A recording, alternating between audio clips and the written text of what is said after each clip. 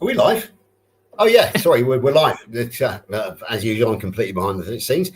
Yeah, so hello, everybody, and welcome to another episode of what has now become Carnivore Sunday School. This is actually our 24th episode. Woo! And yeah, exactly. And that is unbroken as well, every Sunday since the 15th of June. And as we are now the 16th of November, we are Sunday the 16th of November because one of my very clever American friends pointed out that the thumbnail says Saturday the 16th of November, but it is in fact Sunday the 16th of November. And we've been going since Sunday the 15th of June. So that actually marks a 5-month history point. So for those of you who weren't with us from the start, which I know is probably going to be most of you, a little bit of history on the very first one. Now, if I'll go back before that, the idea was born when John invited me for a second interview with him, just one of those recorded normal interviews, one of the sensible ones. But we kind of batted a few emails back across the Atlantic, and we came up with the idea of a panel show, which would be school, because we are both qualified teachers. And we came up with what was then called Sunday School Carnivore, which is now Carnivore Sunday School. Just to point out the fact that John, who is not with us tonight because he's gallivanting at Hack Your Health down in Tampa Bay, is that where he is? He is, absolutely. Oh. And he sent me some photographs. He's been hanging out with some serious people, believe me. As has our great friend Lewis Lotito, who sent me a load just before we came, including the likes of Kerry Mann, Dr. Kiltzis. Now, he's basically showing off his Lewis, but anyway, so that's beside the point. Yeah, so on the 15th of June, we had our very first Sunday School Carnivore. And our guest was, in fact, the lovely Stephanie, who is with us tonight.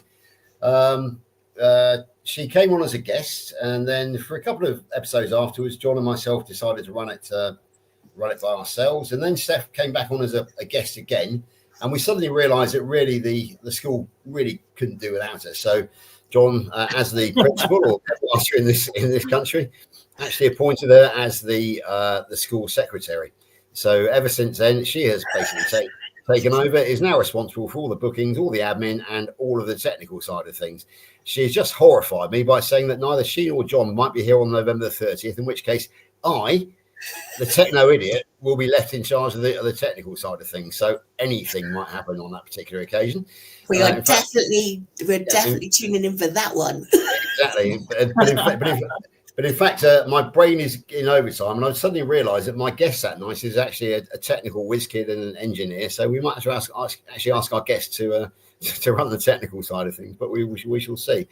Anyway, where was I? Okay, yeah. So we have John as the principal, who is a retired middle school teacher. I am a qualified TESOL teacher. I am in adult education, and I can actually teach English to speakers of other languages. A skill which I've seldom used. However, it has to be in good stead when it comes to methods of teaching and all that sort of thing. So those of you who don't know my backstory, I'm a former type 2 diabetic, former morbidly obese, very metabolically unwell person who has dropped from 293 pounds down to 176 as of this morning. I did see 168 back in the summer. Waist gone from 44 inches down to 34 inches, and my type 2 diabetes is a long since history. So that gives you a little bit of an idea of who we are, where we come from. Before I introduce our wonderful guest tonight, who is the lovely, irrepressible Joe Archer from Nottingham in the UK, where the oldest pub in England is, the Old Trip to Jerusalem. Joe knows my backstory of the old trip. Yes, I do indeed. Absolutely. And but first, I'm going to hand you over to the school secretary, who is the lovely Stephanie Taylor, to introduce herself. Hello, everyone. Welcome.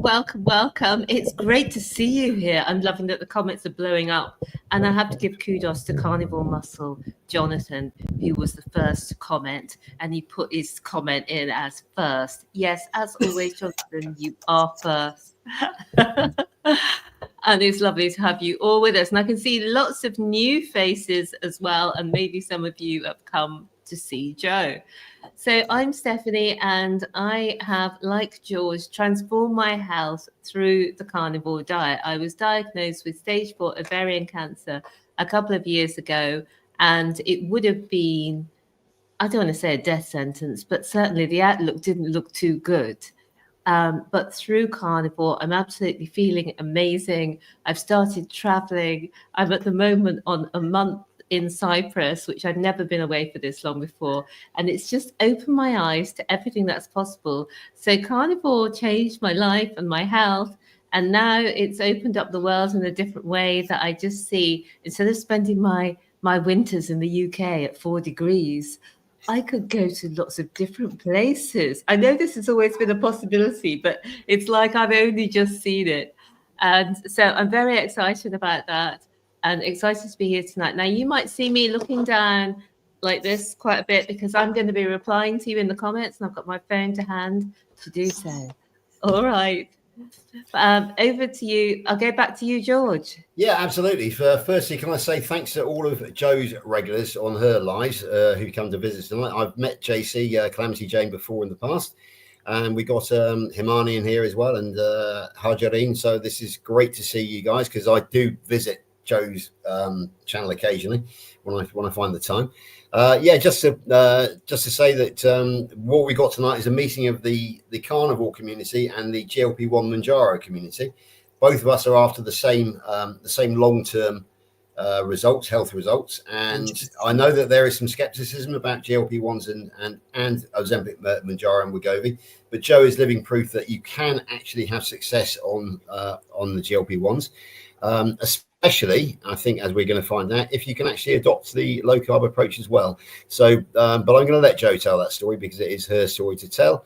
So, Joe, I've known you for a couple of months now. I don't know your full history. So, starting right from the beginning, let's have the history. Right from the beginning. Yeah, if necessary. I was born on a Wednesday. Oh, okay. Yeah. I'm a Wednesday's child, full of grace. I take it you got a full memory of that. Oh yes, it was a very memorable day. Yeah. Well, for those of you who don't know me, I'd like to introduce myself. Hey, it's me, Joe, from Joe's Sleep and Slim Down Journey, and I'm really excited to be here. I am a hypercarnivore. Is that right, George? You said that I was a hypercarnivore? Yeah, the plate you described was a plate full of meat with a couple of green veg on the side. Was it a pepper and a zucchini or a courgette, I think, or something like that? Yeah. So that puts you firmly in the hypercarnivore bracket, because more than 70% of that plate was in fact meat. So yeah, definitely hypercarnivore. I'm very happy with that label, and I'm wearing it proudly. And I'm wearing it very proudly in the GLP-1 streets, because in our community, we're all really focusing on prioritizing protein. So that's why it makes perfect sense that our two communities should cross-pollinate, because we see the significance of protein in our ongoing health transformation. Am I saying that right? Transformation, yeah.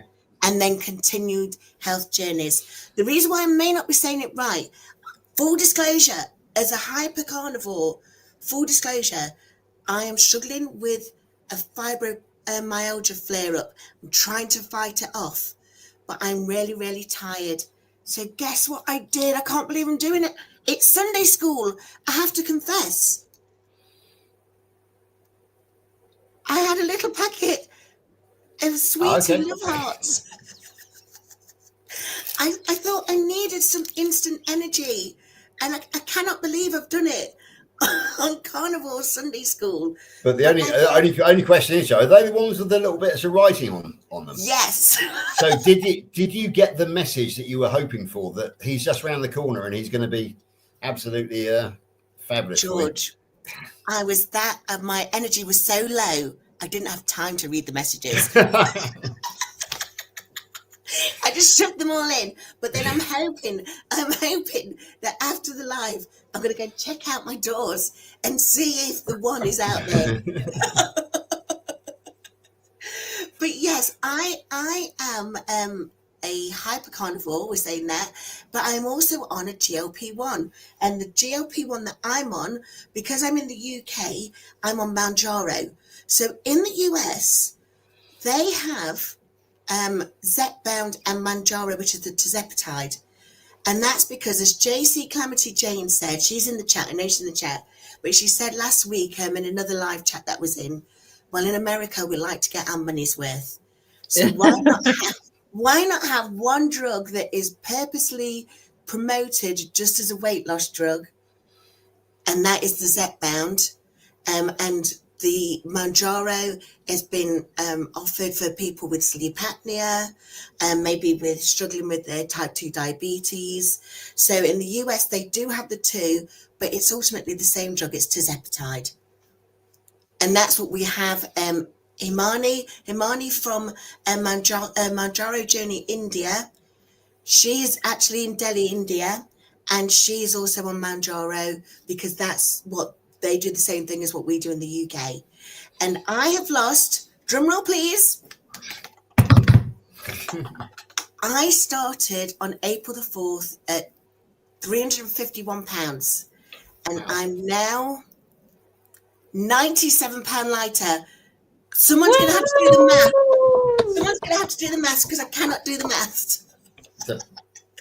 So Wow. what were you, Joe? 351. So it's 251 plus 3. So you're down to 254. We can. Thank you, George. Thank you. Right, math lesson is in full effect. But yeah, so that was just my little intro to who I am. But I'm really excited to be on here today because I've been watching you guys for the last couple of months now, and obviously Steph is my twin. Yes, exactly. We are twins, yes. Yeah, our great friend Carl of the Primal Lifestyle was just pointing out that I'm the odd one out here without the hair. So there we go. I very rarely do that, but that's the reason why I wear a kit, because I am what you might call follically challenged. So yes, I can quite understand that. Yeah, so just one quick one to point out, Joe, and that is you're very nearly in the £100 club, which includes myself and some famous other people such as Kerry Mann of Healing Humanity. He's in the £100 club. Obviously, and our great friend Papa Carnivore, who sometimes comes in here, but I think he's busy this weekend. And not to mention, of course, the likes of Bill Knott and Limitless Lindy, who drops it over £300, I think. Wowzers! So, yeah, exactly. So it's a question of how much you've got to lose. I had £120 to lose, and I achieved it. And I presume you're planning on I know you want. I know you've got. Yeah, exactly. I know you've got a goal in mind, and that's we are having the Great British Meetup on June the 13th next year. Yes. And it is your intention to hit that dance floor without the help of your walking cane, I believe. That's right. Yeah. So Michael can attend, but he's not coming on the dance floor with me on the 13th of June next year. So that is my big goal, and I cannot wait. I cannot wait to be part of the Great British Meetup, meet all the different carnivores across the UK, and ketos and low carb, people who just really like protein and really are finding the health benefits from eating this way. Absolutely. And don't forget that it's not just across the UK next year, because I can guarantee that we have several American visitors coming to us. I am delighted to say that our great friend Coach Juliet is coming with her husband Doug, and Dr. Kiltz has promised me to be visiting. And also the wonderful Angela Lero from Los Angeles. She has said she will be here as well. Dr. Nelson says he would like to come next year, but he's not quite sure yet. So we're going to have some great, and we already have one connection in Atlanta, Mark Caldwell, who was with us last year. So, yeah, we are going to have a truly international meetup this year. No question. We're going to have somebody from Cyprus, George, because I met a fabulous woman, Eftihia, that's right, from Cyprus, and met up with her. She's from the Facebook group, the World Carnivore Tribe. And I put a message saying, oh, is anybody in Cyprus? And she has replied, and we met up. We had the most fabulous time. She's now going to go on to No Carb Life and tell her story. She's already recorded with me to come on my channel. And she's just a fantastic woman. And she and her son, he's also carnivore. He was very proud of the fact that he has steak and eggs for breakfast. And he's 14. And they're going to be coming, hopefully, to the Great British Meetup as well. Oh, that's pretty wonderful. Yeah. Yeah, because I'm doing the follow-up course on Dr. Kiltz's coaching course, and we do have one lady from the Netherlands, Marlene, I think her name is, and also we have Thierry from France, who are both talking about coming over for it as well, because they don't have their own meetups, but of course it's just across the channel. Yeah. So we could have a truly international. We're calling it a Great British Meetup, but it could be a bit of an international meetup next year. I love it. I'm so looking forward to meeting you, Joe. It's going to be. Steph and I have already met, and we know each other of old, but it'll be nice to meet you for the first time. There's going to be couples all around, especially for Lainey. Yeah, absolutely. Yeah, Lainey will be on the dance floor as well, so that'll be great fun. I'll be watching from the sideline because my knees don't allow me to do it anymore. Plus the fact that I could never dance in the first place anyway. Right, and anyway, Joe. So back to your story. So April the 4th, I believe that you actually you started it. Yeah. So tell us. Was there a decline, a gradual decline? Was there? How did you get into the state? What was the state you were in? Apart from the fact we know you were 351 pounds. So what was did you have any other health issues? How did you get there? Tell us the backstory. Okay, so in 2014, I was diagnosed officially with IBS, the element that makes you run to the toilet and spend a long time on the loo. So it was that version. And I went to see a FODMAP dietitian from the NHS. And we found out that the majority of complex carbs were actually causing me the need to rush off and spend 2 days in the toilet. So from that point on, all of those complex carbs that were affecting me, they were out of my diet. And I was hoping that was the end of it. And it kind of was, because I was managing my IBS by managing what foods I was eating. But also back in 2003, I did the original Atkins and loved it. So I was like, well, I could just do Atkins again. So this is going to be great. I liked having a body. I called myself the Black Jessica Rabbit, but maybe I was more like that hippo from Madagascar. But I was all curves. And I thought, you know what? I want to stay all curves. So I don't want to get down to a BMI that is considered normal. I just want to be strong. I want to be healthy. And I want to be juicy. And so that was my plan. Then it turned out the end of 2017 found out that I'd got the hypertension. And my family from St. Lucia in the Caribbean, they all suffer with hypertension and get it early. So I'm like, oh my goodness, I've got it. Now what do we do? And so they did some tests. I'll come back to the tests in a little while. I don't know why I'm still waving this sparkly thing around, because it's nothing to celebrate. But anyway, I'll put that down. So anyway, I had the test in 2018 and was put on hypertensives. So now I've got hypertension and I've got IBS, but I managed them. There was no salt in my diet anyway, so I was having salt through just the foods that you eat, and like the potassium that's in the cucumber, that sort of thing. Anyway, along comes COVID. COVID hit me for 6. And when I started recovering from COVID, I wasn't fully recovering from COVID. And I know that Himani, who was in the chat at the moment, she has a similar story that also impacted her with after having a COVID bout.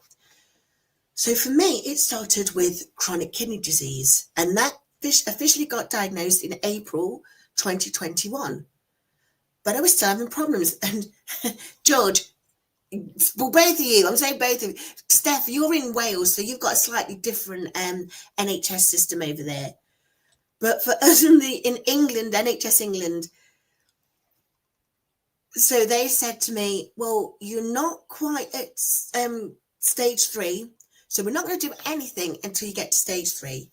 And so when your kidneys really start to fail, then that's when we're going to investigate it further. Right. They're like, oh, right. So I've got to do more of the things that I can to make sure I'm well. So again, I was making sure that I was eating all of my high fiber, low carb, but certainly whole foods. Okay, so then I was continuing and I was still getting on well. And the weight was banging on me. And I'm like, this is not because of what I'm eating, because I'm eating all the things that I'm supposed to do and the things that I know don't affect my body. And so, as you say, the high fiber that was taken was the high fiber supplements and then much more veg on my plate. Then I got to see a rheumatology consultant because my fibromyalgia was then diagnosed, but they thought at the time I'd got an autoimmune condition. And they didn't get a diagnosis for that yet, but certainly diagnosed with my fibromyalgia and Raynaud's and fatty liver disease. Fatty liver, I'm thinking, how can that be? I don't take carbs, because I know, you and me, we all know that carbs is part of this problem for increasing the glucose that's in your system and therefore the fatty liver. And so I was like, well, how can that be? So they put me on a statin. I'm still on a statin. I'm on those hypertensives. And at that point, I was still getting much more veg in my diet. But then thankfully, the rheumatology consultant, she said, Jo, I think you are struggling. You will continue to struggle until you get well. But one thing you would benefit from is, because I was saying I was struggling to cut into salad bags or cut into cucumber because of the fibromyalgia. She says, if you can only eat one meal a day, that's brilliant, because we very much recommend, she says, I very much recommend intermittent fasting. She didn't say why, because she's from the NHS, so she's not saying why, but you can tell from my brown ring on my neck what she's meaning is insulin resistance. So then I'm doing right. So now I'm doing low carb, which would still now be hyper carnivore. I'm now doing 1,400 calories. I'm eating one meal a day. I'm on a statin, I'm on hypertensives, and yet still my hypertension's going out of control. My weight is just increasing. I'm becoming less mobile, less dexterous. I'm no longer contributing to society because I can't do anything. I'm not able to be a part of the family because they just weren't seeing this personality. They weren't seeing me because I didn't have any energy, and not a single packet of love hearts passed my lips because I was so adamant that I'm not going to take any more carbs. Well, then, thankfully, in September of 2024, after now being diagnosed as well with asthma, maybe COPD, and my lungs were really struggling as well now as my liver and my kidneys, then I was seen by an asthma clinic nurse, and she says, I think you might have sleep apnea. So that was in June, and I got an appointment in the NHS in September. And in Nottingham, there was only one sleep specialist. So I didn't get my results until April the 4th. And on April the 4th, that's when we found out that I would stop breathing every 45 seconds in the night. And that's why my heart was stopping beating in the night. That's why I was on my deathbed. I knew I was on my deathbed. I live on my own, me and Miss Mary. And I knew that something was very, very wrong. And every time I went up to bed, I didn't think I'd wake. I didn't think I'd get out of it. And who's going to look after Miss Mary? Well, thankfully, on April the 4th, I got my appointment again with a consultant to tell me that I've got a severe sleep apnea, gave me Colin the CPAP machine, but then I came home and also my Mounjaro. I started paying for it privately, been trying to get hold of it since December, finally got it on April the 4th, and that was the start of the rest of my life. Or you're on mute. I keep on forgetting that, but there we go. Yeah, so April the 4th is obviously a key date for you, just as March the 1st of 2022 was for me, was when I got my disastrous blood test. Now, did the NHS discuss with you the possibility of prescribing you one of the GLP-1s, such as Ozempic or Mounjaro or Wegovy, or did they not mention it at all? Great question, George. So I actually saw a friend of mine. I've known him, he's the same age as me. We used to work in the nightclubs back in the day, back in the 90s. And he's now married to my best friend. So I noticed he's been weight's going on and on and on like this. He suffers with his digestive health and was suffering with sleep. And then he picked me up one day it was just before Christmas. So I was going to go to their house and exchange Christmas gifts. And I genuinely thought that was going to be the last time I saw them. Oh, right. Yeah. Anyway, he got out of the car. I don't know, it was his wife who picked me up. And then so he came over and I'm like, Richard, where are you? Where are you? So I gave him a big hug. Where did you go? And he said, I've lost 4 stone in 4 months on this product called Manjaro. Yeah. And I said, oh, what, the fat jab or the skinny jab? Because that's what we've been told it is in the press, haven't we? We've been told negative connotations. And Emma went, Joe, his sleep has become amazing. I'm not hearing him snoring. I'm not hearing him gasp for breath in the night. So I was like, well, this is something I need to get on. So it wasn't necessarily because I knew that, hold on, I'm saying I knew. A year after I'd seen the rheumatologist, I said, I'm doing all the things that you told me to do, and yet I'm still putting on weight. And she said, Joe, until your body is well, you will continue to put on weight. And of course, she's meaning cortisol, isn't she? Yeah. So anyway, it wasn't the weight for me that was the big priority. It was life and being able to live and being able to sleep and getting a full night's sleep. So he'd said that he was getting a sleep and it just happens to be losing his weight as well. So I was like, right, well, I'm getting on it. He'd said he'd not had a single IBS instance since he'd been on it. So anyway, so I was like, right, that's what I'm going to be on. So I spoke to my nurse in January after trying to apply to get hold of it privately and saying I've got to go through the process. She spoke to the GP and the GP said, yes, let's get her for tier 3 weight management because I was so heavy and met the criteria. But in Nottingham, they came back with a response that they're not funding the GLP-1s, but if I wanted to have bariatric surgery, I could be on the 1-year waiting list. And I knew I didn't have a year. So that was why, again, that's why I was really pushing to get it privately.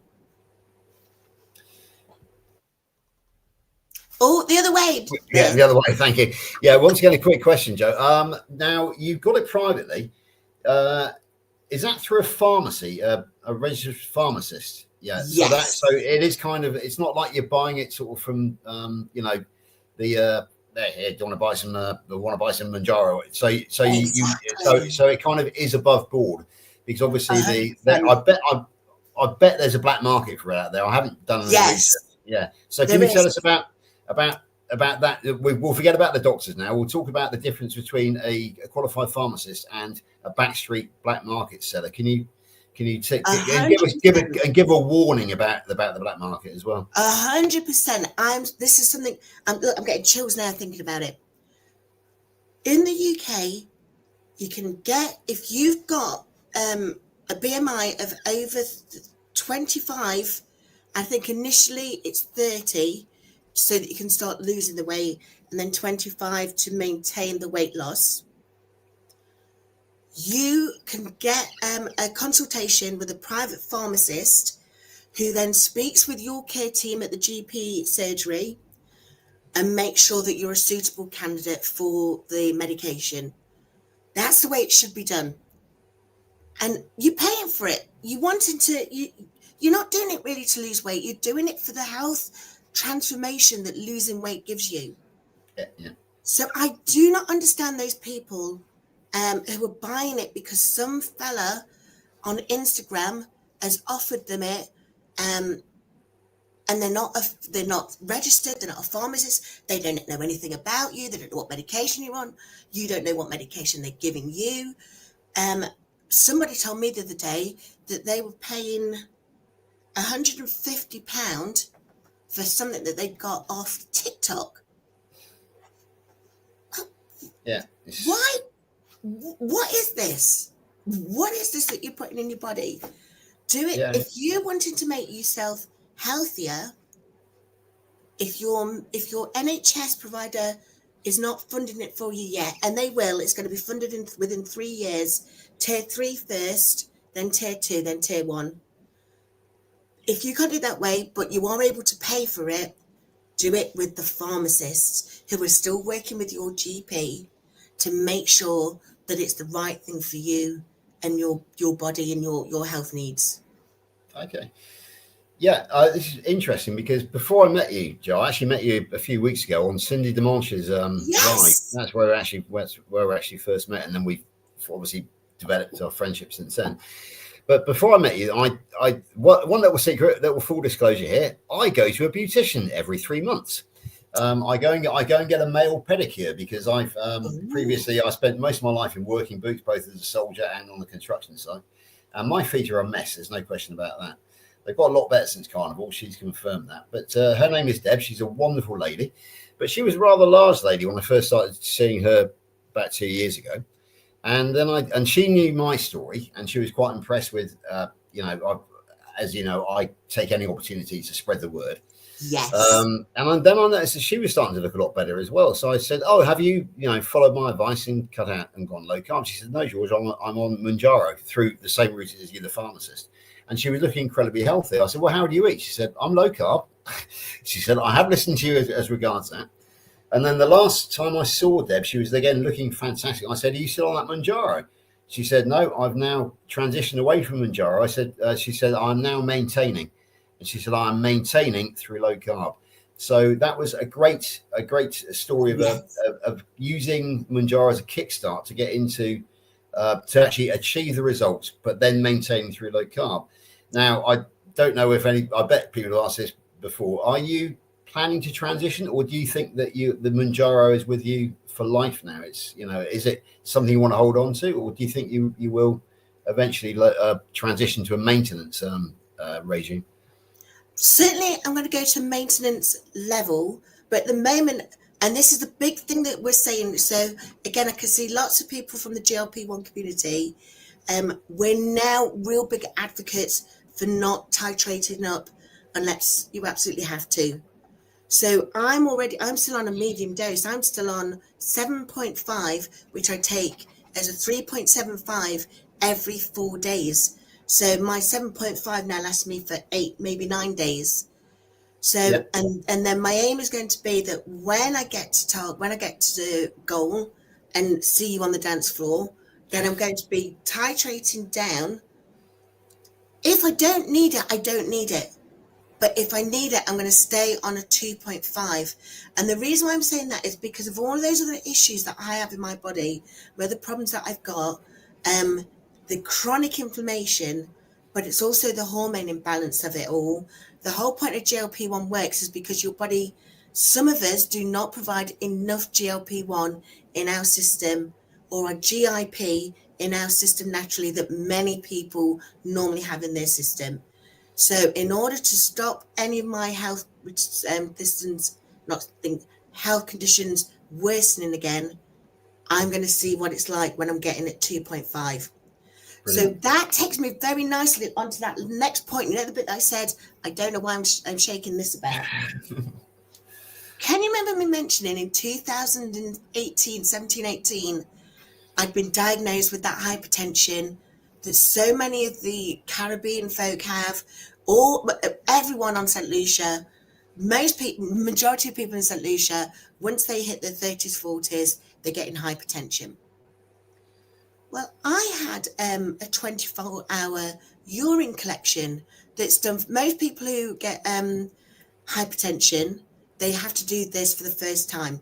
24-hour urine collection, because they want to see if there's any aldosterone that's coming out into your water, because there was already blood and protein, but is there some aldosterone, and is there some of epinephrine, which of course is adrenaline, isn't it?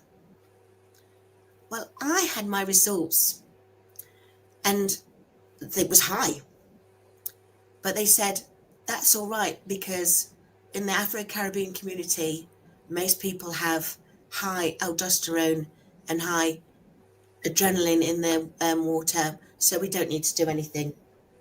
But we're of course the ones who, we get the kidney failure, there's no organ available for us, and we're the ones that have the worst outcomes the fatality outcomes through these sort of issues. So anyway, I've now got problems in my heart. I've now got a heart monitor in there called Heart Garfunkel. And he's monitoring my heart because there's a problem with my heart. We're still trying to get to the bottom of what the problem is. I'm on that NHS waiting list. But I'm trying to get the referral for the hypertension specialist because my GP recognises that my hypertension is still out of control. And I've got such high resting heart rate that we can't get the echocardiograms to come back clearly. So they wrote back and said, oh, she's probably got primary aldosteronism. We found back in 2018 she had this high rate, but we didn't do anything about, well, they didn't say we didn't do anything about it. They said, so we'll put her on the waiting list and we'll get a workup to see if she's got primary aldosteronism. But it turns out uncontrolled or untreated primary aldosteronism will impact your kidneys, your liver, your lungs, and your heart, and your muscles, because maybe my fibromyalgia isn't fibromyalgia. Maybe it's the response to the primary aldosteronism that then causes fibromyalgia. And so I'm now on an 18-month waiting list to be seen whether I've got primary aldosteronism when they kind of already know I do. So maybe once that gets sorted, if that because aldosterone is a hormone, if that hormone balances out all the other hormones, I might not need to be on Mounjaro ever again. But I will need to stay on a CPAP machine because my sleep doctor said the reason why I have sleep apnea, it's not because of the weight on my neck. It's something to do with my tongue and the makeup of my musculoskeletal system around here. I don't know. I was just glad I was getting a CPAP machine. Yeah, exactly. So, yeah, I was going to say something. Oh, yeah, talking about the British NHS. You say about the waiting list. Here's a story of two nations. I have a great friend over in the US of A, Amy Davis, who is rocking coach Amy. Yes. She actually messaged us just before coming on tonight. She said, "I've got to go and spend some time with my poor, long-suffering husband." So she's not actually in the group tonight. So she's yes, going to catch up on the replay. Exactly right. Yeah. So anyway, so Amy is a hernia sufferer, an inguinal hernia sufferer, as am I. I was referred by my doctor because it had become quite serious on September the 3rd. I shortly afterwards got a message from our wonderful NHS saying, basically, you can go away because we are so busy that you will be waiting at least 6 months, not 6 months, but at least 6 months. At least. Exactly. So, and they said, if we got any updates, we'll let you know. But I was dismissed, basically. My doctor's very worried. Hernia? Yeah, it's inguinal hernia, which has grown and which is spread into that part of my body, which is quite delicate, shall we say? Which is, yes. I won't use the word the doctor because it was a bit technical, but it was basically my groin area. Right.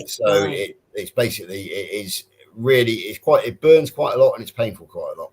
And it is infringing upon my life, certainly in many ways, but I put up with it because it's what we're trained to do. It's what we have to do in the UK, as you well know, Joe. But by contrast, Amy apparently, when she was diagnosed with her inguinal hernia, the medical system over in the US, I can't remember whether it was through insurance or through Medicare or Medicaid, I think it is. But basically, 2 weeks later, she had the operation for the inguinal hernia, from which she is now recovering. And it's quite funny because Dr. The operation in 2 weeks. Within 2 weeks. Within 2 weeks, yeah. And that's through in America, yeah. Whereas you know full well in the UK, when you do finally see that consultant, you've still got another 6 months to wait. If not more. Basically, just to give a bit of background, I was aware that I was getting a hernia in 2018 because every time I coughed, I could feel something giving in that area. Yes. But it never popped out until September 22. And I went and saw the doctor and they said, "Oh, that's not big enough for us to bother about." But it's now grown in size and spread. So I did eventually cave in on September the 3rd. day after my 60th birthday and went and saw my doctor. He said, yeah, that's grown. He said that it's very different from what your previous surgery described. So he said, I'm going to refer you. So I thought, oh, maybe by Christmas I'll have it done. Oh, yeah, right. I've heard nothing since that letter telling me to get stuffed, basically. So for the benefit of our American viewers, like I always do, that people think that our NHS is free, that we don't pay for it. That is utter bollocks, to use the English word, because we pay throughout our lives through our taxes. Yeah, I'm no apologies for using that. It's a very handy word, isn't it? Really. And yeah, so we pay throughout our lives through through our income tax, not our national insurance tax, for our pensions. So we are customers. We are fully paid up customers, but they treat us as a nuisance, something to get in the way, basically. So yeah, that is the difference. So we are fully paid up customers in our medical service, but they can't be bothered with us. They haven't got the capacity. So that's a sad story. That's a sad contrast. Little funny story. Dr. Kills has had 3 medical surgeries. And Amy and I were talking the other day, and we declared ourselves the inguinal hernia triplets. But that's a nice side thing. But there's, do you know, it's the time's going past. Steph, I think you've been monitoring the chat. I've noticed we've got a few of the Kilts Mighty Tribe turn up, a few more of Joe's friend tribe turning up. Do you want to give a few shout outs to who's come? Thank you. I would love to do some shout outs, because if you're watching on John's channel, the Carnivore Teacher, or if you're watching on my channel, I can reply to your comments. But if you're watching on Joe's channel, I can't reply to your comments. And we've had some lovely comments from your community, Joe, and I know we won't be able to get to all of them, but I don't want anyone to think I'm ignoring, but I just don't have the ability to reply to you on here. But I've been reading every message, and I'm loving that you're all here. But I do have a few that I can share with you, but I know that we won't get to them all today. And a very important one, Sandy said, is Miss Mary still singing? Very important question here. Sing hallelujah, come on, get happy, get ready for the judgment day. Fabulous. No. Fabulous. I loved Miss Mary singing there. Wonderful. She hardly moved her lips. Jonathan at Carnivore Muscle said, I enjoy Joe's bedtime stories and I wish they lasted longer. So there you go, Joe. Kimmy Hicks said, oh, wow, what a wild, crazy, but totally typical story of what so many of us have experienced. Never a true word said. So true. And Himani's made lots of lovely comments. So I just want to say thank you so much. I liked this one, obviously. That one was always going to get airtime.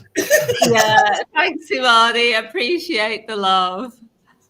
And Jonathan at Carnivore Muscle said these GLP-1s are some of the best medications ever made. I don't think the carnivore community as a whole truly understands that. If I can just comment on that comment, please, Steph. I think Jonathan's absolutely right. This is one of the reasons why when I first met Joe, I was very keen for Joe to come on to Carnivore Sunday School, because I wanted to hear from somebody who's had success on GLP-1s.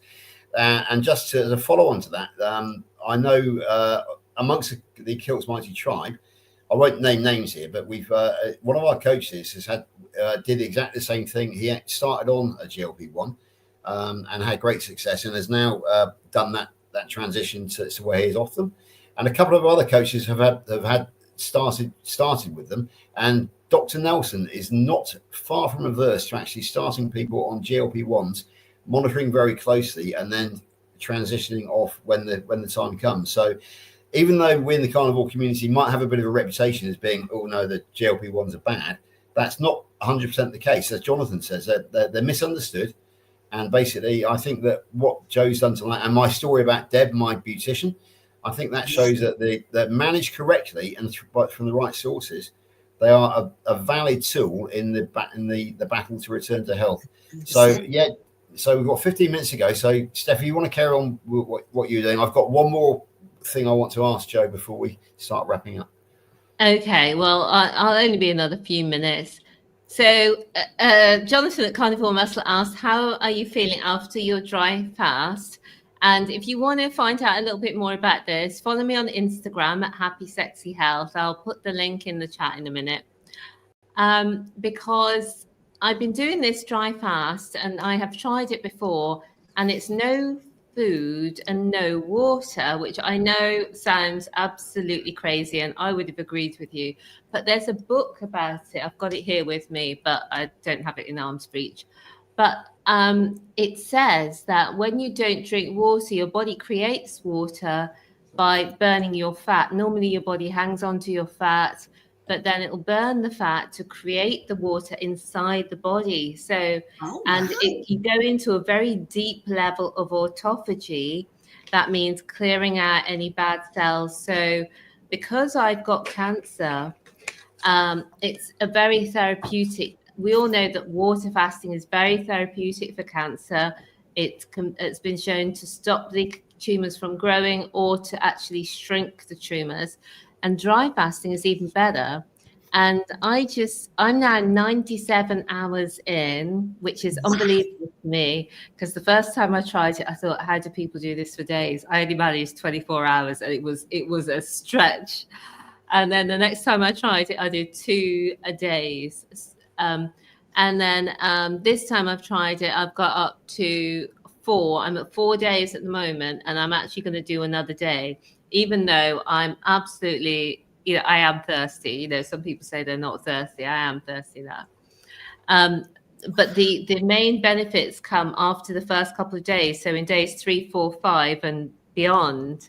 So I thought if I can just do another day, I can get more of the benefits. But it's absolutely incredible, because I just want to just quickly say about my ketones. So when you go into this level of autophagy, you're in a higher level of ketosis called a therapeutic level of ketosis. And I bought myself one of these, and I brought it on holiday with me. I'm putting it the wrong direction. It's a Keto Mojo.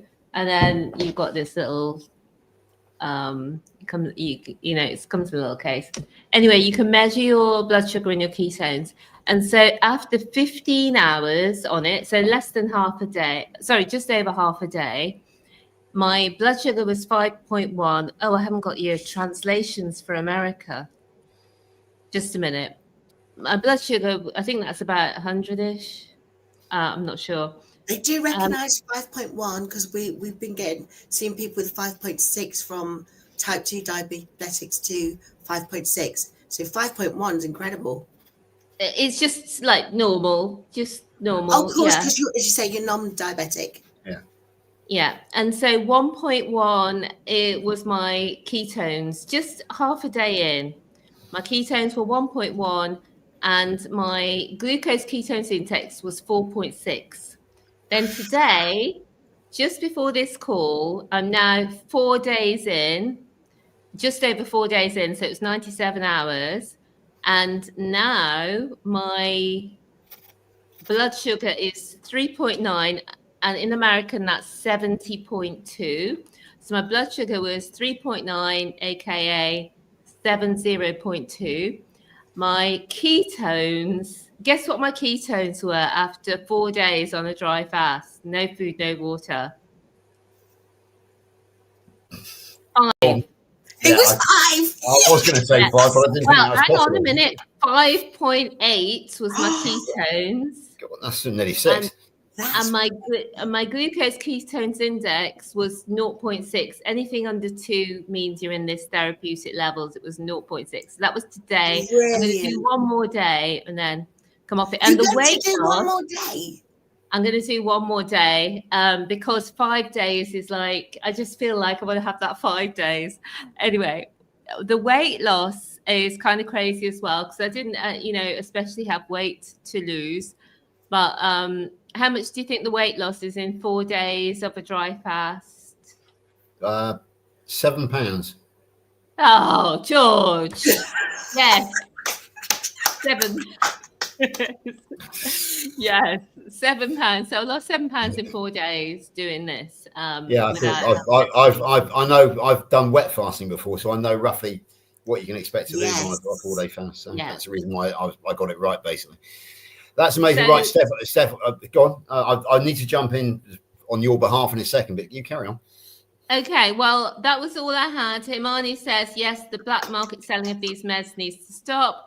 And Dr. Berry, Target Primaire has said, Dr. Berry has talked a few times about how fatty tongue being a factor of sleep apnea, and that could be the issue, Joe.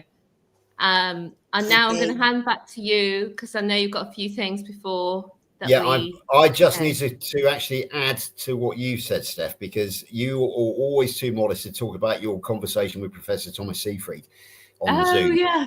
To which I was an astounded observer, I suppose.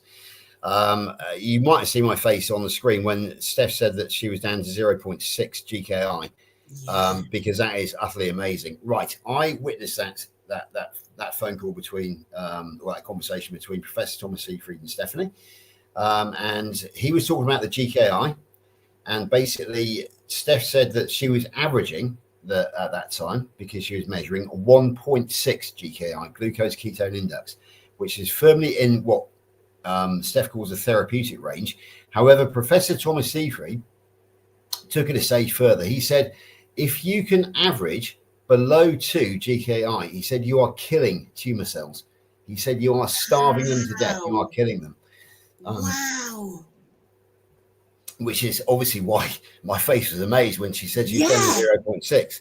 So yeah, if Professor Seyfried is right, and if there is one man I trust in the world on cancer, it's Professor Thomas Seyfried, then all I can say is, Steph, you're knocking it out of the park. I hope so, George, because the cancer that I've got, even though I'm feeling amazing, the tumors are still there. Yeah. And so that's obviously worrying. And they're quite, this type of cancer, it's one of those where it's known for recurrences. Absolutely, yeah. And I have already had a recurrence. So I'm very keen to try new things so that I don't have any further recurrences, because it's a bit of a nightmare. You can't wear a bikini when you look, well, you can, I suppose, when you look 9 months pregnant, but that's what happens when I go into a recurrence. I mean, we could go further. We could go further down this route and talk about Lainey, who's doing exactly the same as you. Joe, you want to jump in here, I can tell. I did. I wanted to just say as well that you're doing it for therapeutic reasons. Yes. This isn't something that we just want people to be doing just because they want to get into a bikini. It's really important. We're not advocating for this is a way to lose weight. It's therapeutic, specifically to help you with the cancer growth, isn't it? And also, how I think the average person can use this is as an intermittent situation, because it is good for us to dry fast, i.e. have nothing going in your mouth. No food and no water. So we're already doing this while we're asleep. I know what you're thinking, Joe. I can see what you like to put in your mouth, but we won't go there. We will continue on with this. I don't know why you're looking like that, George. I don't know why you're looking like that, George. She had the love heart on earlier. That's all I was talking about. Anyway. You've got to understand, ladies, I am surrounded by two of the most beautiful women in the world, and you're starting to, and it's kind of blowing my mind a bit. It was hard enough when I first I thought, oh no, God, I hope they don't start talking. Anyway, let's carry on. That's why I put you in the middle, George. I thought, I thought you would do. Anyway, so I think most people, instead of drinking water all day and night and then only having a dry fasting period when they're in bed asleep, what you can do is stop eating. We all as carnivores, low carbers, we stop eating at a certain time. We have so many meals a day and we stop eating. What we can do is stop drinking at a certain time, because that is very healing for the gut when you need to breathe through your mouth, so you're not breathing through, breathe through your nose, so you're not breathing through your mouth. And there's some advice in the book, this dry fasting book that I've read, it's like, keep your mouth shut. And it's such good advice, because when you keep your mouth closed, you don't feel like eating and drinking as much. It's just, sometimes when I feel thirsty or something, I just think to myself, and keep my mouth closed. Anyway, so I think if people say you go to bed at 11, maybe at 10 you can stop, or 9, or 8. Right. I'm not saying get dehydrated. What I'm saying is drink your water during the day. And if you feel and have your off time that you stop drinking water or you stop drinking it altogether, go to bed. And if you felt thirsty that day, the following day, just drink a bit more. So it's a bit like me doing my 1 meal a day, isn't it? You get all the water that you need for the day in that time, and then stop drinking for the rest. Right. Oh, I get you now. That makes sense. Right. It's very healing. It creates autophagy and things, because when you're putting water in, your body, it stimulates your digestive system, even though it's not, it is nutrient in one sense. It does nourish us, but it stimulates your digestive system, even if it's only water. So that's the thing I've learned. And also they told us not to think about thirst. If you're thirsty, it's too late. But I don't quite believe that, because you can have too little water and you can have too much. And the only way to know what is absolutely right for you is what your body is telling you. So when you are thirsty, that is giving you an indication. And so what I've started doing, even when I'm not on a dry fast, is I eat all my food and I drink all my water within certain hours. And beyond that, I don't eat and drink. And then I just notice, obviously at the beginning, you might get more thirsty, but I just think I'm not going to die at this stage. And I'm going to be drinking tomorrow morning. So then I might just drink a little bit more, and just listen to your body, basically. You're not doing anything stupid like dehydrating yourself deliberately. Just work out what is best for you, but don't eat and drink all day. We know about the eating part, but I think it's important for us to start not drinking all day either. Right. Unbelievably, we're coming near the top of the hour, but there is one important part of your story I'd like to hear, Joe, and that is your mobility story, because I've caught some of it on your channel, because you said, I remember you saying at one point you had to be lifted out of your chair by two hefty fellas because you couldn't get up yourself. So I understand that you were basically chairbound, housebound, but I did catch you on a live one Saturday afternoon when I joined you, when you were actually walking outside in Nottingham, and you were watching some people. So can you tell us a bit about your mobility story, and how and how you've got back outside, basically? I'll be very quick. Here is Sir Michael. Sir Michael is another one of my significant others. But he's been so vital to my health transformation journey, because now it's the Raynaud's, because of the chronic inflammation that was throughout my body, especially in my hands, but especially in my feet. My feet were just swollen and bruised and so tender, and then trying to carry 351 pounds on top of that, it was not happening. And then, as I say, and then I had all of these problems with blood oxygen and what have you. There was no mobility about me. So just being able to get the sleep, getting the inflammation calmed down, which is what Mount Jarrah is doing so brilliantly for me. And as I say, and starting to do more strength training, started from the chair, started just by moving a little bit more. I started with toilet swimming. That's a tale for another time. I saw your face there, George. Tale for another time. But yes, seriously, I'm now getting. I was supposed to be on a mobility scooter, and I was buying a house that was wheelchair adapted. I don't need to do that anymore. And I need to get this house sorted. Okay, so we're coming to the top of the hour. The headmaster's not here, so while the cat's away, the mice may play. So if you run over for 60 seconds, nobody tell John, okay? So basically what we're going to do now is wrap up. There was a question from Himani as to, isn't George streaming this to his audience? No, I'll tell you for why, and that's I used to, and if I press that button up there, I could do. But what I found was that basically if we split the assets, and it gets very confusing in the chat. Jonathan, bless him. But when it was me and John and Steph all streaming at the same time, he used to use different devices to cover all three of us. Jonathan, I love it. But I think it was confusing enough without having me adding to the confusion. So yeah, that's the reason why I don't stream to my particular audience. Plus the fact I only got a very small one, and we all are all the same as we share an audience anyway, so that's Yeah. no problems. Yeah. Anyway, so I'm good enough for you. I am George Good Enough on Facebook. I don't do Instagram or TikTok or any of the others, so it's basically Facebook and YouTube. Very active on both. I'm going to hand over to Steph now to tell hers, then we're going to go to Joe, then we're going to come back to me and say good night. So, Steph, do you want to tell the folks about your what a fabulous stream tonight, Joe. It's just been incredible hearing your story, feeling your energy, being here with my curly twin. It's been fabulous. And I've had so much fun in the comments as well. My only thing was I can't reply on Joe's channel, unfortunately. I've only got my channel and John's channel. And you have such an amazing community, Joe, with such amazing comments. So I just want you all to know it was amazing to see you all here. And any of you who would like to come on the show, we are looking for some guests for December and for January. So if you would like to come on the show, then please email me or message me on Instagram. I'll put my link above. It's Happy Sexy Health on Instagram.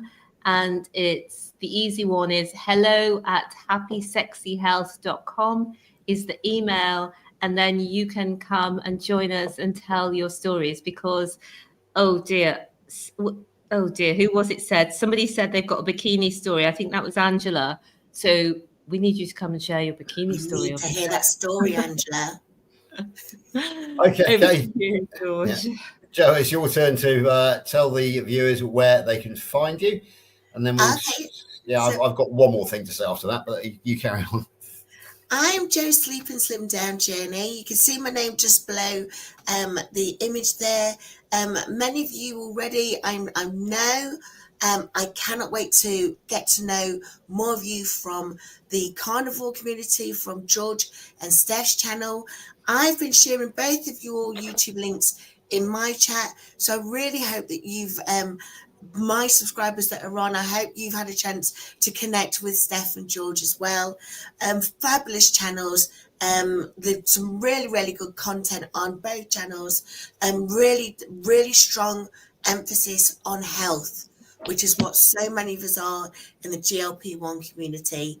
And just finally, because Jonathan from Carnivore Muscle mentioned it, I have just released Joe's Auntie Joe's bedtime stories, which are little children's bedtime poems that I've read, that I've written, and now I'm reading them out. So that's another channel that you might be interested in checking out, especially if you've got any young'uns in the family. Absolutely. My final thought tonight is Billy Ocean, Eat Your Heart Out, because you sang about a Caribbean queen. I find myself sandwiched between two wonderful Caribbean queens. On that note, back to you, Steph, to actually press the red button and to say goodnight. Oh, thank you. I feel like bursting into song, but I'm not going to because you guys, yeah, because you're sharing the same dream, things like that. Anyway, I don't want to make people feel bad about their singing because we're so good. But thanks, guys, for being with us tonight. It's been amazing. Thanks, Joe, for being on, and George for being such a fabulous host. And that's it from us this week. The school secretary signing out.